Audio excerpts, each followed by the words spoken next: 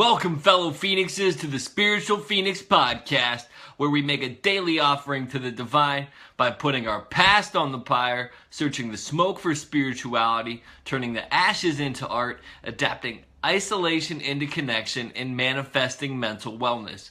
I'm your host, Ross Cessna, and I'd like to take a moment and focus on what we're grateful for today.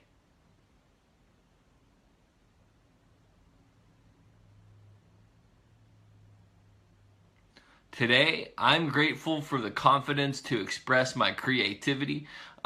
It's not something that I've always had.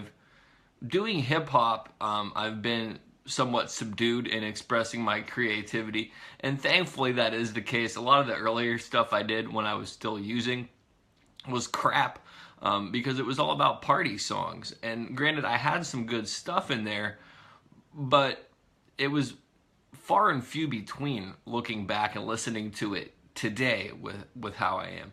I'm not going to say that everything I make today is gold either, but the thing is, I like what I create, and I create it for me. So if other people don't like it, that's totally cool. I don't like what a lot of other people create. I don't like a lot of top hits. I believe that it's played to the lowest common denominator, and that they're really murdering music and diluting what creativity is about.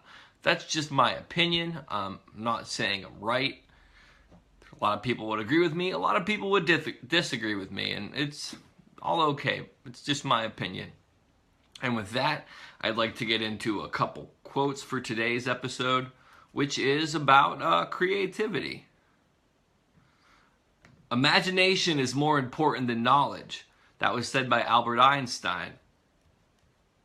Every artist dips his brush in his own soul and paints his own nature into his pictures. That was said by Henry Ward Beecher.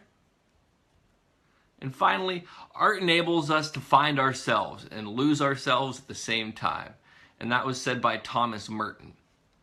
Now, for me, my creativity was something that I had a lot of difficulty expressing initially.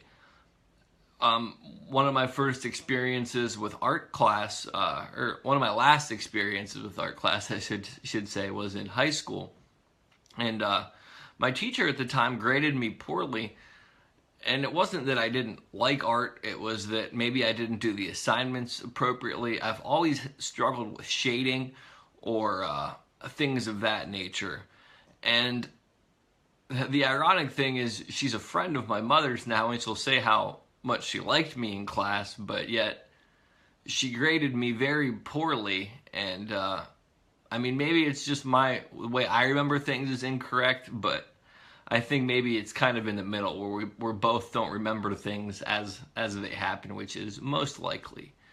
As far as music, I remember when I started to do hip hop and things like that, one of my ex-girlfriends would really belittle everything I did. I had another ex who was a musician, and she encouraged a lot of what I did. I was just normally too stoned or drunk to really work on it, and I didn't have the self-confidence to really progress it at all at that time, largely because of untreated mental illness and other mental issues, and my addiction issues. My next significant relationship, she liked the song that I wrote about her, but she didn't really pay any mind to anything else. And then I really haven't had a lot of encouragement in my music until recently. And people have been saying that I have a lot of talent and that they like what I'm doing. And I appreciate that a lot. I mean, I like what I do now musically. I like what I do now artistically. I like what I do now poetically as well. There's room for improvement in all of them, certainly. There always will be. That's the one thing about art, is that it's constantly evolving, constantly adapting, and that's just is what it is. So as far as how I really unlocked that creativity, it was by facing my fears. I mean, I had always written poetry. Poetry is something I had written for a long time. That was encouraged by my sophomore English teacher, and she added a lot of value to my writing. That's also when I got started with hip hop. One of the first poems I did was taking a Cypress Hill song and then kind of Weird Al Yankovic parody styling it into a song about outer space. And then I really took off with poetry from there because I found out how therapeutic it was for dealing with my emotions, dealing with my mental illness, and things of that nature. When I moved out to Las Vegas, I had kept a journal and I wrote a lot of poems there. More so the second time that I moved back because I was very isolated at that time, and I was drinking a lot, and I was also reading a lot of Jack Kerouac. So that kind of fueled a lot of my writing. A lot of them were I say free-form haikus, but it's not really a free-form haiku when you don't follow any of the laws of haiku. They were based upon haikus, I guess I should say. And I really worked on a lot of non-rhyming poetry. Someone told me when doing hip-hop, the best way to become better at rhyming is to do stuff without rhyming. And I find that to be true in many regards, because when you program yourself to think non-rhyming, you'll think of things that rhyme. And when I do a lot of rhyming stuff now, I try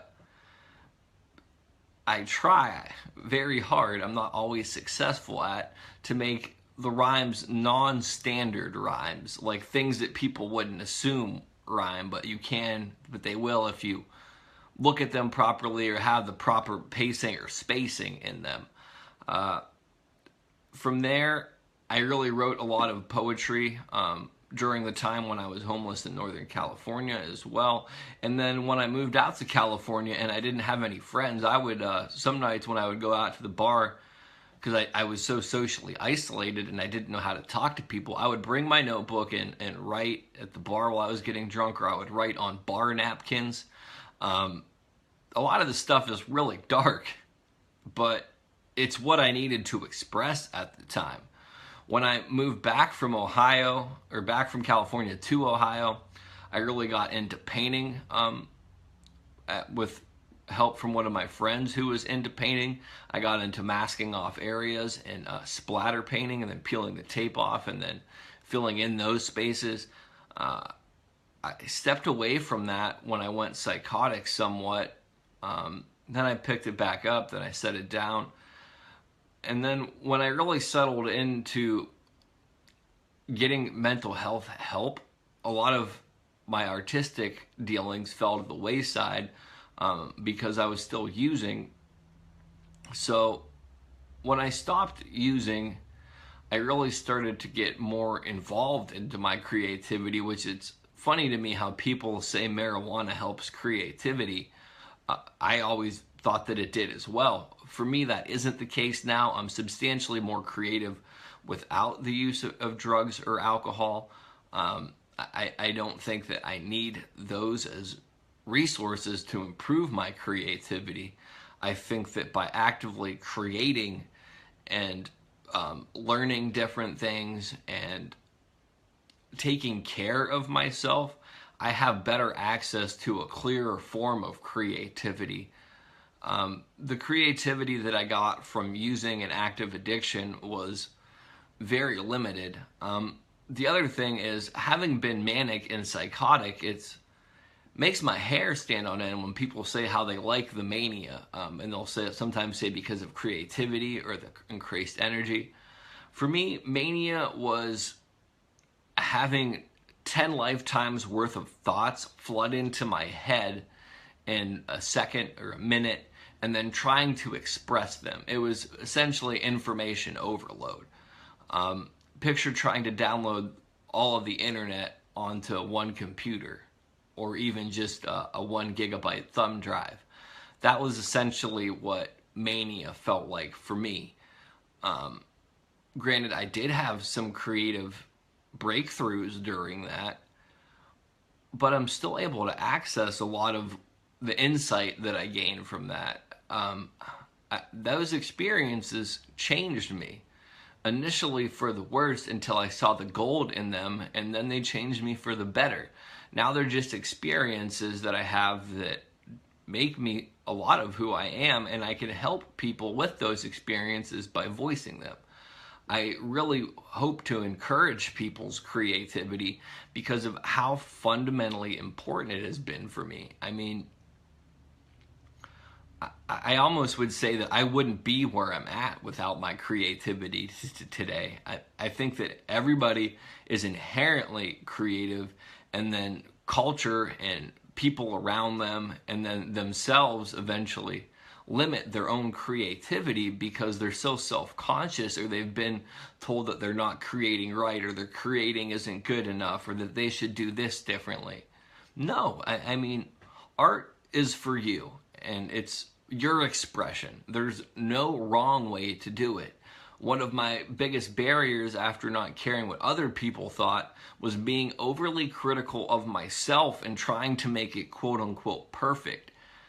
I find beauty in my mistakes now. Granted, I don't like every mistake that I make, and I'm able to change them, but it also doesn't mean to give up on the piece, because a lot of times when I see something as a flaw in my art or in my music or whatever, and I point it out to somebody, they'll say they didn't even notice.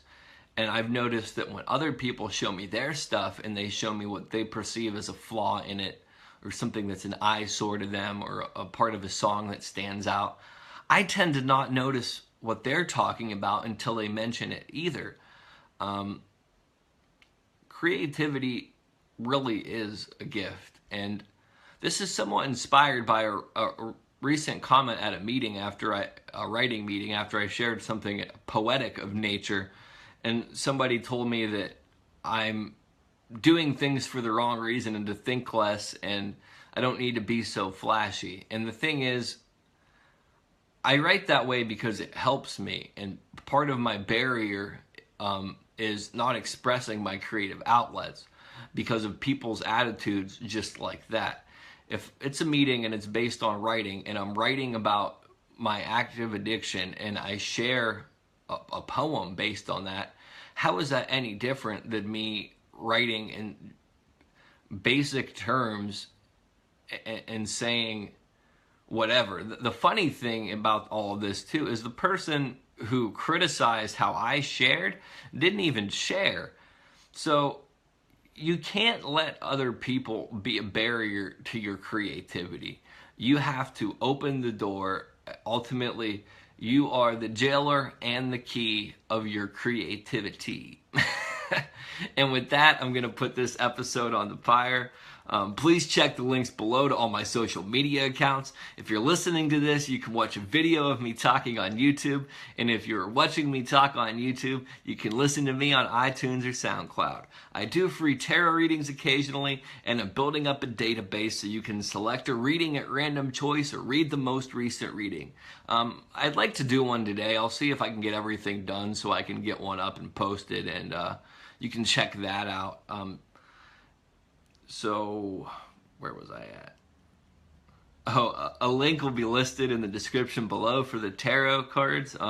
Please leave a review on iTunes if you like the podcast, as it'll help me reach new listeners. And you can contact me via message on Facebook if you have any topics you wish to bring to light. You could also potentially be a guest on the show. Ideally, you will have had a major life obstacle you have overcome or are overcoming, and you'll have a positive outlook, a philosophy you gain from it, or some spirituality or a spiritual experience. Basically, I want uplifting people to share their story so I can gain some insight, and so other people can gain some insight from their experiences. I believe everybody can teach you something. Ideally, I already said that. Please take time to respond to the PodTrack listener survey, as it helps me understand my audience. Also, if you would like to get paid to write, you can click the link below. All you have to do is be able to write 5 sentences in English. With that, love and light. Namaste.